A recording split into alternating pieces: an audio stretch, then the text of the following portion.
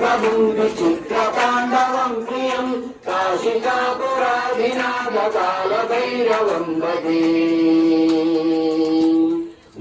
मुक्तिदायकं प्रशस्तचारुविग्रहं भक्तवत्सलं स्थिरं समस्तलोकविग्रहं नित्यानन्दमनोज्ञहेम किङ्किणीलसत्कृतिं काशिकापुराधिनाथकालभैरवं भजे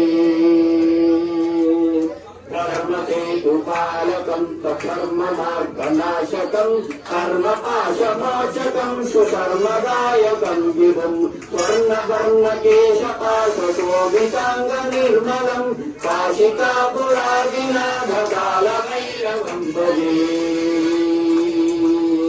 रत्नपादुका प्रभाभिरामपादयुग्मकं नित्यमद्वितीयमिष्टदैवतं निरञ्जनं मृत्युरर्पणाशनं करालतं स्वभूषणं काशिकापुराधिनाथकालभैरवं भजे